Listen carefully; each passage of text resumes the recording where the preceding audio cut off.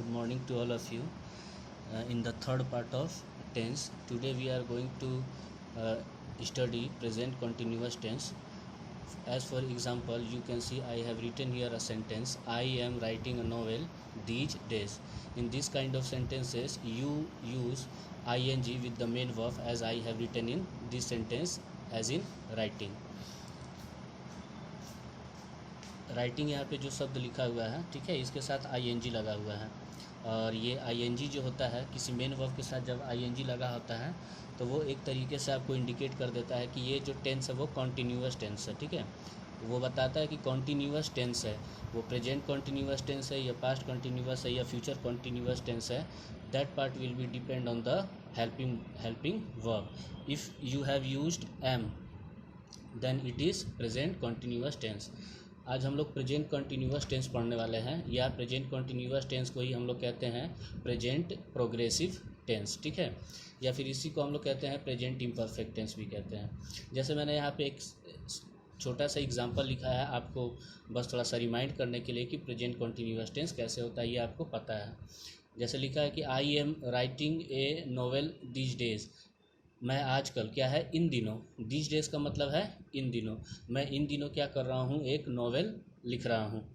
ठीक है, तो सबसे पहले मैं शुरू करने से पहले मैं अपने हर क्लास में सबसे ज़्यादा जो स्ट्रेस है, सबसे ज़्यादा जो दबाव है वो वर्ब के ऊपर देता हूँ, क्योंकि मेरा मानना ये है, मेरा क्या सभी लोगों का यही मानना है कि जो वर्ब होता है उसके बिना हम इंग्लिश का कोई भी सेंटेंस नहीं लिख सकते हैं। ठीक है, यहाँ पे ये जो राइटिंग है इसके बारे में थोड़ा सा मैं आपको जानकारी देना चाहूँगा कि जो राइटिंग है ये क्या है, वर्ब है।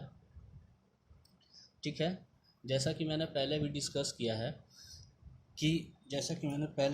किया है कि जो वर्ब होता है, वर्ब के फॉर्म्स आप पढ़ते हो तो वर्ब के आप 5 फॉर्म्स पढ़ते हो। वर्ब का फर्स्ट फॉर्म, वर्ब का सेकेंड फॉर्म, वर्ब का थर्ड फॉर्म, वर्ब का फोर्थ फॉर्म और वर्ब का फिफ्थ फॉर्म। ठीक है, तो वर्ब के फर्स्ट फॉर्म को हम लोग कहते हैं बेस फॉर्म या प्रेजेंट फॉर्म। मैं पूरा फुल नेम नहीं लिखने वाला, ठीक है, प्रेजेंट फॉर्म कहते हैं। सेकेंड फॉर्म को हम कहते हैं पास्ट फॉर्म कहते हैं। थर्ड फॉर्म को हम लोग कहते हैं पास्ट पार्टिसिपल फॉर्म। और फोर्थ पार्ट को हम लोग क्या कहते हैं, फोर्थ पार्ट को कहते हैं प्रेजेंट पार्टिसिपल फॉर्म। ठीक है, प्रेजेंट पार्टिसिपल फॉर्म। और वर्ब का फिफ्थ फॉर्म जो होता है उसी को हम लोग कहते हैं सिंगुलर फॉर्म। ठीक है, यहाँ पे आप देखो वर्ब का जो फोर्थ फॉर्म होता है प्रेजेंट पार्टिसिपल है। प्रेजेंट पार्टिसिपल वही फॉर्म होता है जब वर्ब के फर्स्ट फॉर्म के साथ आप आईएनजी लगाते हो। ठीक है, क्लास 10th के जो स्टूडेंट्स हैं उनको याद होगा जब मैंने आपको क्लास 9th में क्लास पढ़ाया था, जब मैंने फाइनाइट या नॉन फाइनाइट वर्ब एक बार आपको बताया था, तो मैंने उसमें बताया था कि जो नॉन फाइनाइट वर्ब होता है उसमें एक वर्ब का और भी काइंड हम लोग पढ़ते हैं जिसको हम लोग कहते हैं जेरंड।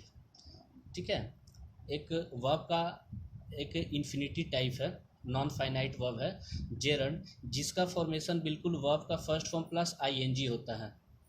ठीक है, तो आप उस समय मैंने ये डाउट भी क्लियर किया था कि जब इस तरीके का कंडीशन आए, जब दोनों ही वर्ब का फॉर्मेशन जो है सेम है, तो आप कैसे वहाँ पे ये पता कर सकते हो कि जो वर्ब हमने यूज किया है जिसका फॉर्मेशन वर्ब का फर्स्ट फॉर्म प्लस आईएनजी है तो वो प्रेजेंट पार्टिसिपल है या फिर वो क्या है, जेरंड है। तो ये बहुत ही आसान सी बात है। ठीक है, ये बहुत ही ईजी है, मैं बताता हूँ कैसे इसको हम पता करते हैं। जो जेरंड फॉर्म होता है ये हमेशा क्या होता है, किसी सेंटेंस के सब्जेक्ट के रूप में या फिर ये किसी सेंटेंस के ऑब्जेक्ट के रूप में यूज किया जाता है। Whereas the formation which is used as verb plus ING if there is helping verb like is, am, are, was, were, has, have. ठीक है, तो इस तरीके का अगर हेल्पिंग वर्ब यूज किया जाता है वर्ब के फर्स्ट फॉर्म के आईएनजी के साथ तो वो हमेशा प्रेजेंट पार्टिसिपल यूज होता है, और प्रेजेंट पार्टिसिपल ही हमारे कॉन्टीन्यूअस टेंस में as a main verb use किया जाता है। ठीक है, इसको जेरंड फॉर्म नहीं कहते हैं। ठीक है, तो ये तो बात की बात है, बस एक एक्स्ट्रा नॉलेज के लिए मैंने ये चीज़ आपको बताई है। So let's move to the main topic which we have to study today, that is present continuous tense. In every tense we have to study 3 types of sentences, which is affirmative, negative and interrogative sentences. And in interrogative sentences we have to study 2 types of sentence, as I have earlier told you, that is a yes no type sentence and the other is other is WH word type sentences. So let's move to the first type of sentence in present continuous tense, which is affirmative sentence. Okay, this sentence is very simple and most of you know how to deal with it. Okay, affirmative sentences. Affirmative sentences. Okay, so let's begin. Affirmative sentence मतलब क्या है? साधारण वाक्य। ठीक है, आप इस चीज़ को देखेंगे बहुत ही नॉर्मल सी चीज़ है, इसको आप बना भी लोगे। ठीक है, तो अफर्मेटिव सेंटेंस में आपका जो फॉर्मेशन होगा वो क्या है? फॉर्मेशन कहने का मतलब मैं बार बार मैंने अभी तक 2 वीडियोस बना दिए हैं और बहुत से कम ही लोग देख रहे हैं, मतलब लगभग 80 लोग रोज़ मतलब देख रहे हैं। ठीक है, कोई दिक्कत नहीं है, जो देख रहे हैं उनके लिए है, जो नहीं देख रहे हैं उनके लिए कुछ भी नहीं है। फॉर्मेशन का मतलब होता है बनावट, संरचना। मतलब कि हमारा जो सेंटेंस रहेगा, किसी भी सेंटेंस का जो बेसिक स्ट्रक्चर होता है वो क्या होता है? किसी भी सेंटेंस का जो बेसिक स्ट्रक्चर होता है वो सब्जेक्ट होता है, वर्ब होता है और ऑब्जेक्ट होता है। ठीक, तो सबसे पहले अफर्मेटिव सेंटेंस में हमको रखना है क्या? Subject plus is, am, are. ठीक है, इज, एम, आर, इन तीनों हेल्पिंग वर्ब में से किसी एक को लेना है। उसके बाद से हम क्या लेते हैं? वर्ब का फोर्थ फॉर्म। वर्ब का फोर्थ फॉर्म का मतलब क्या आप समझ रहे हैं? यही प्रेजेंट पार्टिसिपल फॉर्म, मतलब कि वर्ब के फर्स्ट फॉर्म के साथ आईएनजी को यूज करना। हाँ, और उसके बाद से ऑब्जेक्ट को लेंगे, उसके बाद लेंगे ऑब्जेक्ट को। ठीक है, ये हो गया। और प्लस अदर। अदर मैंने आपको बताया है कि अदर में क्या लेना है, वो किसी तरह का फ्रेज हो सकता है। 3 तरह का फ्रेज है। क्या प्रॉब्लम है भाई? ठीक है, तो अफर्मेटिव सेंटेंस से फॉर्मेशन आपका क्या हो गया? सब्जेक्ट हो गया। उसके बाद से इज, एम, आर, इन तीनों हेल्पिंग वर्ब में से किसी एक को लेना है। अगर हमारा सब्जेक्ट जो है वो क्या होता है, अगर सब्जेक्ट सिंगुलर सब्जेक्ट है तो उसके साथ हम लोग क्या करेंगे? इज को लेंगे। ठीक है, और उसके बाद से क्या है, अगर एम जो है ये तो आई के लिए रिजर्व है, बस ये आई के साथ यूज किया जाएगा। और आर जो यूज किया जाएगा वो सिर्फ और सिर्फ प्लूरल सब्जेक्ट के साथ किया जाएगा। हाँ, तो हम एक एग्जांपल ले लेते हैं, ठीक ना, इसको समझने के लिए। ये आसान है, ये टेंस बहुत आसान है, आप देखते जाओ। तो अफर्मेटिव सेंटेंस में क्या है, जैसे मैंने लिख दिया कि Ayush is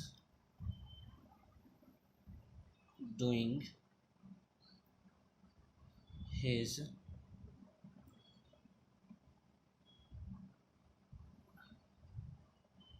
household work. Ayush is doing his household work. Ayush जो है वो क्या कर रहा है? अपने घर का काम कर रहा है। तो यहाँ पे आयुष जो हो गया ये क्या है?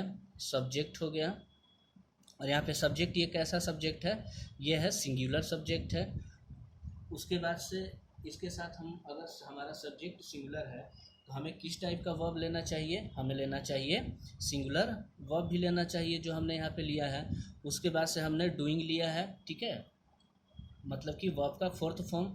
उसके बाद से क्या है, यहाँ पे ये पूरा का पूरा जो है ये क्या है? House hold work. ये जो है ये हमारा ऑब्जेक्ट है। ठीक, अच्छा ये ऑब्जेक्ट है। आप मुझे ये बताओगे कि ये हिज क्या है और ये हाउस होल्ड क्या है? जो लोग भी ये वीडियो देख रहे हैं उनसे रिक्वेस्ट है कि आप ये पता करना कि हिज क्या है। ठीक है, मुझे तो पता है लेकिन आपको बताना है। ये हिज जो है ये पार्ट्स ऑफ स्पीच में से क्या है? ठीक है, पार्ट्स ऑफ स्पीच में से नाउन है, प्रोनाउन है, एडजेक्टिव है, वर्ब है, क्या है? और उसके बाद से हाउस होल्ड वर्क। अब हाउस होल्ड वर्क में मतलब कि एक तो तुमको आपको ये बताना है कि ये पूरा का पूरा पार्ट क्या है। ठीक है, पूरा का पूरा पार्ट ऑब्जेक्ट है। उसमें ही जो है पार्ट्स ऑफ स्पीच में से क्या है? हाउस होल्ड जो है ये पार्ट्स ऑफ स्पीच में से क्या है? और वर्क जो है ये पार्ट्स ऑफ स्पीच में से क्या है? ये आपको बताना है। एक छोटा सा ये होमवर्क दे दिया आपको। ठीक है, ये आपको करना है। अच्छा, अफर्मेटिव सेंटेंस से पहले मुझे एक चीज़ आपको बताना था जो मैं अभी बता देता हूँ। इसका जो यूज़ है, यूज़ ऑफ, अगर आप नोट्स बनाते हो तो आप क्या करना, अफर्मेटिव सेंटेंस से पहले इसको लिख लेना। ठीक है, पहले मैं use of present continuous tense आपको बता देता हूँ। Present continuous tense. देखो use of present continuous tense क्या है। सबसे पहले इसका जो यूज किया जाता है, इसका यूज जो है, फर्स्ट यूज ये है कि to express an action which is performing at the time of speaking.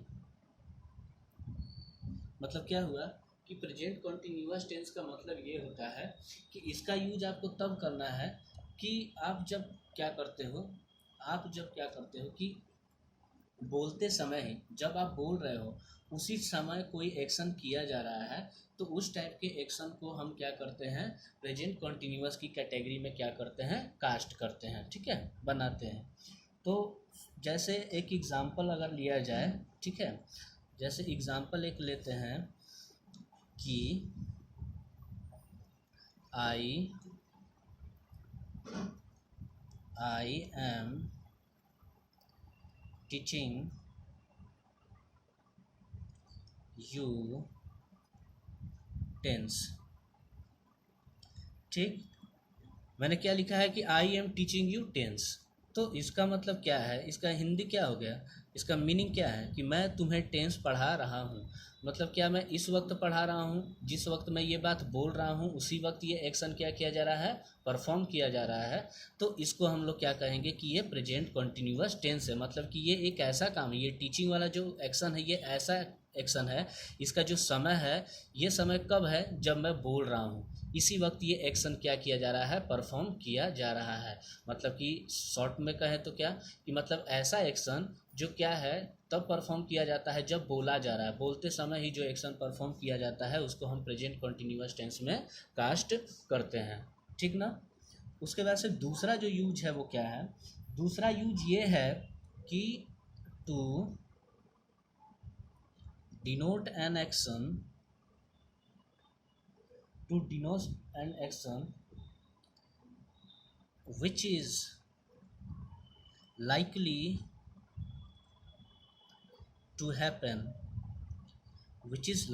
to happen in the near future। इस पॉइंट को बहुत अच्छे से समझना, क्योंकि इसके लिए मैं इस पॉइंट को, ये जो बी वाला पॉइंट है, इसको मैं कंपेयर करूंगा सिंपल प्रेजेंट टेंस के एक रूल से, एक नियम से। ठीक है, तो आप इसको समझना ध्यान से। बी वाले में क्या दिया है कि to denote an action which is likely to happen in the near future. मतलब प्रेजेंट कॉन्टिन्यूअस टेंस का जो यूज है, हम एक ऐसे एक्शन के लिए भी कर सकते हैं, एक ऐसे एक्शन के लिए भी करते हैं जो नियर फ्यूचर में, मतलब कि अग्रिम भविष्य में, आने वाले नियर फ्यूचर में, नज़दीकी भविष्य में क्या है, कोई एक्शन क्या है संभवतः हो सकता है। इस बात को याद रखिएगा, लाइकली मतलब क्या, संभवतः, ठीक है, थोड़ी हिंदी तंग है, संभवतः। तो संभवतः मतलब कि होगी, कोई ज़रूरी नहीं है कि फिक्स होगा। अगर आपको याद हो तो जब मैंने आपको सिंपल प्रेजेंट टेंस पढ़ाया था, यहाँ पे मैंने जब आपको सिंपल प्रेजेंट टेंस पढ़ाया था तो मैंने आपको यहाँ पे लिखा भी था कि कोई एक एक्शन है, देख लो यहाँ पे सिंपल प्रेजेंट टेंस का मैंने आपको जब बताया था, अगर आपने वीडियो देखा था तो ठीक है। तो an action that is fixed and occurs in future, कि एक ऐसा एक्शन जो नियर फ्यूचर में क्या है, फिक्स है कि वो होगा ही, तो हम सिंपल प्रेजेंट टेंस में रखते हैं। अगर वो फिक्स है तो, और ठीक है, तब हम सिंपल फ्यूचर टेंस का यूज करते हैं, सिंपल प्रेजेंट टेंस का यूज करते हैं। इसके साथ साथ अगर नियर फ्यूचर में कोई एक्शन है जो क्या है, मतलब कि बिल्कुल फिक्स तो नहीं है कि होगा ही, लेकिन कम से कम संभावना है कि वो अगर होता है तो उस टाइप के सेंटेंस को भी क्या है, हम क्या करते हैं, प्रेजेंट कॉन्टिन्यूअस टेंस में ही लिखते हैं। तो जबकि उसका सेंस जो होता है वो फ्यूचर का होगा, सेंस जो है वो फ्यूचर का होगा, लेकिन उसको उसका जो फॉर्मेशन होगा उसको जब हम बनाएंगे तो उसको हम क्या करते हैं, उसको हम प्रेजेंट कॉन्टिन्यूअस टेंस में बना सकते हैं। बात ये समझ में आई आपको? मतलब सिंपल एक लाइन में मैं बताता हूँ कि अगर कोई भी एक्शन है, अगर वो नियर फ्यूचर में होने वाला है, संभवतः होने वाला है, कोई फिक्स नहीं है कि वो एक्शन नियर फ्यूचर में होगा ही, लेकिन आप ये प्रेडिक्ट करते हो, ये आप गेस करते हो कि हाँ ये क्या है, नियर फ्यूचर में होगा ही, तो वैसे एक्शन को हम फ्यूचर टेंस में ना लिख के हम उसको प्रेजेंट कॉन्टिन्यूअस टेंस में लिख देते हैं। ठीक है, जिसका सेंस तो फ्यूचर का ही होता है, जिसका सेंस जो है वो फ्यूचर का ही होता है, लेकिन उसका फॉर्मेशन जो होता है वो क्या होता है, वो हमारा प्रेजेंट कॉन्टिन्यूअस टेंस का ही होता है। तो इसके लिए दूसरे वाले पॉइंट के लिए एक एग्जांपल ले लेते हैं हम लोग।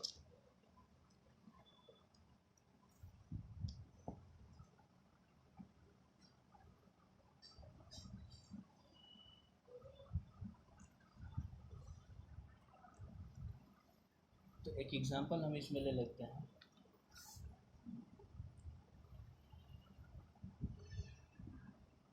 जैसे एग्जांपल हमने एक ले लिया, वी आर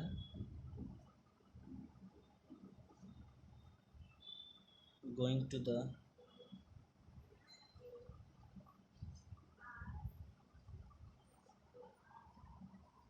पार्टी ऑफिस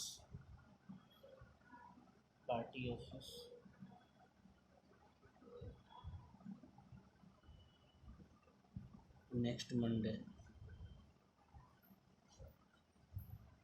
ठीक है, क्या लिखा है मैंने कि we are going to the party office next Monday, मतलब क्या है कि अगले मंडे को हम लोग पार्टी ऑफिस जा रहे हैं। यहाँ पे हमारा पार्टी ऑफिस जाने का, हमारा पार्टी ऑफिस जाने का जो एक्शन है, कोई ये फिक्स नहीं है कि ये एक्शन किया ही जाएगा। क्या है, ये फिक्स नहीं है कि ये एक्शन किया ही जाएगा, ये लाइकली है, हो सकता है कि ये हो तभी ठीक है, नहीं हो तभी ठीक है, मतलब कि संभावना है कि ये एक्शन हुआ, मतलब किया जाएगा। तो इससे आपको ये एक बात पता क्या चलती है कि हम लोग ऐसे एक्शन के बारे में बात नहीं कर रहे हैं जो बोलते समय ही किया जा रहा है। हम बोल रहे हैं कि हम पार्टी ऑफिस मंडे को जाएंगे, लेकिन क्या है, पार्टी ऑफिस जाने का काम जो है वो ठीक at the time of speaking that action is not done. ठीक है, but this action will be done after 2 or 3 days in upcoming Monday. ठीक है, तो ये जो एक्शन है ये भले ही बोला जा रहा है कि पार्टी ऑफिस मंडे को हम लोग जा रहे हैं, लेकिन क्या ये एक्शन उसी समय नहीं किया जा रहा है, ये एक्शन तो मंडे को होगा ना, फ्यूचर में होगा।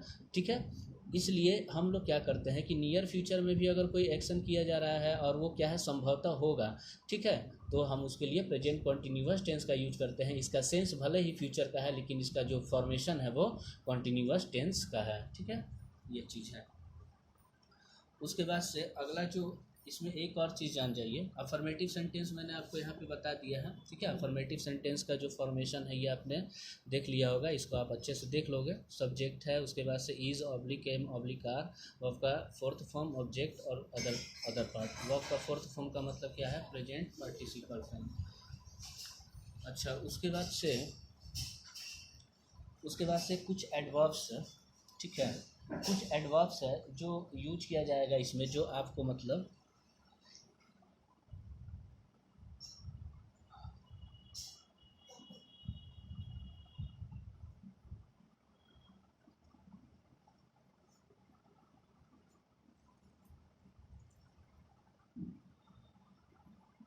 Words that are used in this tense. कुछ वर्ड्स ऐसे हैं जो इस टेंस में यूज किए जाते हैं, मतलब कि एडवर्ब्स हैं। वो एक्चुअली क्या है, एडवर्ब्स हैं जो एक्शन के समय को बताते हैं। एक्चुअली वो कौन कौन से एडवर्ब्स हैं, वो एडवर्ब्स ऑफ क्या है, टाइम है, वो एडवर्ब्स ऑफ टाइम है। ठीक है, वो एडवर्ब्स ऑफ टाइम जैसे हम लोग इसमें बहुत सारा है, जैसे हम कहते हैं, मैंने एक यूज किया था दीज डेज। ठीक है, दीज डेज, उसके बाद से होता है नाउ अ डेज,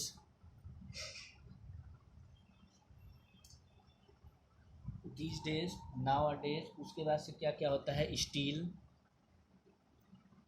स्टिल मतलब क्या, अभी भी। Now, at the present, at the present, ठीक है, at the moment, at the moment, etcetera, ठीक है। इस तरह के बहुत सारे क्या होते हैं, एडवर्ब्स ऑफ टाइम यूज किए जाते हैं, जिसके द्वारा हम क्या है आसानी से उस टेंस को पहचान सकते हैं कि हाँ ये प्रेजेंट कॉन्टिन्यूअस टेंस है। इसके अलावा आप इससे भी तो पहचान सकते हैं, मेन वर्ब के साथ आईएनजी लगा है, उसके पहले आप हेल्पिंग वर्ब का यूज करो बस। तो ये हमारा अफर्मेटिव सेंटेंस था, मैंने आपको बताया कि इसको आप पहले लिख लेना, अगर नोट्स आप लिखते हो तो use of present continuous tense. तो अफर्मेटिव सेंटेंस हो गया। अफर्मेटिव सेंटेंस के बाद से हम लोग क्या करते हैं, नेगेटिव सेंटेंस। ये भी बहुत ही सिंपल है, it is so simple that you can understand it very easily, ठीक है, because it is not the first time that you are studying of this tense, okay, you are studying in class 9th और 10th, okay. तो उसके बाद से दूसरा जो है वो है नेगेटिव सेंटेंस। नेगेटिव सेंटेंस, तो नेगेटिव सेंटेंसेस में फॉर्मेशन क्या हो जाएगा, formation, formation, not formation, formation, okay. Formation में सबसे पहले अब क्या है, मैंने जैसा बताया है नेगेटिव सेंटेंस, यहाँ पे जो नेगेशन शो करने वाला वर्ड है वो सिर्फ और सिर्फ क्या आएगा बच्चे, नॉट आएगा, ठीक है। ये नॉट क्या है, ये नॉट एक एडवर्ब होता है। ये नॉट जो है ये पार्ट्स ऑफ स्पीच में से क्या होता है, एडवर्ब, ये होता है एडवर्ब ऑफ नेगेशन, ठीक है, एडवर्ब, ठीक है। तो अब यहाँ पे क्या है, फॉर्मेशन में हम लोग लिख लेंगे, सबसे पहले होगा subject plus is oblique am oblique are plus verb का फोर्थ फॉर्म। वर्ब का फोर्थ फॉर्म का मतलब समझ रहे हैं ना बच्चे लोग, वर्ब का फोर्थ फॉर्म का मतलब क्या है, वर्ब के फर्स्ट फॉर्म के साथ यूज ऑफ आईएनजी, उसके बाद ऑब्जेक्ट, उसके बाद से अदर, ठीक है। ये चीज़ हो गई। एक एग्जांपल ले लेते हैं नेगेटिव वाले को समझने के लिए। जैसे नेगेटिव सेंटेंस में क्या हो जाएगा कि the farmers are toiling hard in their field, okay. लिखा क्या है, मैंने यहाँ पे सॉरी मैंने नॉट को नहीं लिया, गलती कर दिया, ठीक है। Subject plus is am are, यहाँ पे जो है इज एम आर के बाद प्लस क्या हो जाएगा, नॉट हो जाएगा, उसके बाद से क्या हो जाएगा, नॉट हो गया, तो यहाँ पे हो जाएगा द फार्मर्स आर नॉट, ठीक है, the farmers are not toiling hard in their field, ठीक है, इन देयर फील्ड्स। तो सब्जेक्ट यहाँ पे हमारा कौन हो गया, फार्मर्स, और फार्मर यहाँ पे कैसा सब्जेक्ट है, प्लूरल सब्जेक्ट है।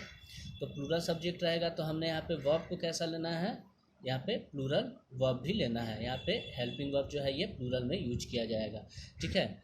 और यहाँ पे टॉयलिंग जो है, यहाँ पे जो टॉयलिंग है ये वाला आपका क्या हो जाएगा, वर्ब का फोर्थ फॉर्म है, ठीक है। उसके बाद से क्या है, the farmers are toiling hard in their fields, उसके बाद से ये हमारा ये क्या है,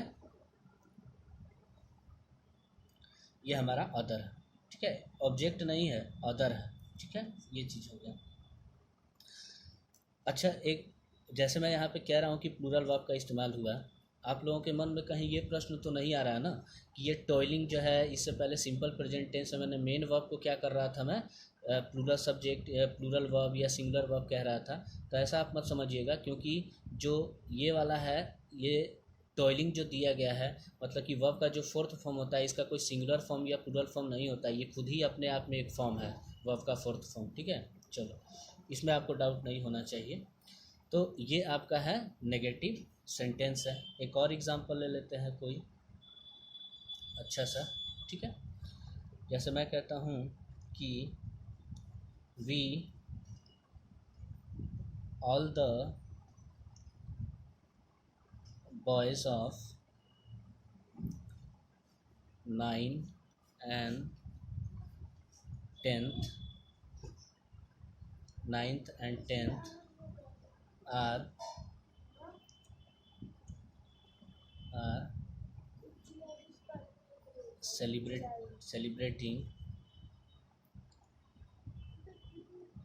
celebrating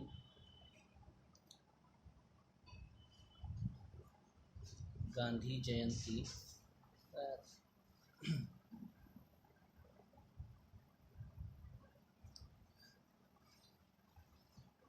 are not celebrating Gandhi Jayanti in the school। ठीक है, तो यहाँ पे मैंने क्या लिखा है कि we all the boys of 9th and 10th are not celebrating Gandhi Jayanti in the school. मतलब कि हमारा ये पूरा का पूरा जो है ये सब्जेक्ट है, इस सब्जेक्ट में से क्या है, we all the boys of, ठीक है, तो यहाँ पे हमारा सब्जेक्ट वी हो गया और हमारा आर जो है ये क्या हो जाएगा आपका प्लूरल वर्ब हो जाएगा, क्योंकि हमारा सब्जेक्ट है प्लूरल सब्जेक्ट, ठीक है। और नॉट हो गया नेगेशन शो करने के लिए, celebrating Gandhi Jayanti in the school, मतलब कि हम लोग गांधी जयंती जो है स्कूल में सेलिब्रेट नहीं कर रहे हैं, ठीक है। तो ये आपका क्या हो गया, ये आपका प्रेजेंट कॉन्टिन्यूअस टेंस का नेगेटिव टाइप तक हो गया। उसके बाद से अगला मैं इंट्रोगेटिव सेंटेंस आपको बताऊंगा, ठीक है। तो आज के लिए बस इतना ही, थैंक यू वेरी मच। और आप लोग वीडियो को देखिए, और वीडियो को देखने के बाद आप क्या करोगे, आप एक्सरसाइज ज़रूर करो, ठीक है। आपका क्लास 9th में या फिर 10th में, जो क्लास 10th में उनको पता होगा, जो क्लास 9 में है उनको क्या है, सरस्वती पब्लिकेशन की बुक जो है अप्लाइड ग्रामर, ठीक है, वो आपको लेना है। अगर आपके पास नहीं है तो वो जल्द से जल्द ले लीजिए, आपको प्रैक्टिस करना है। चलिए, थैंक यू।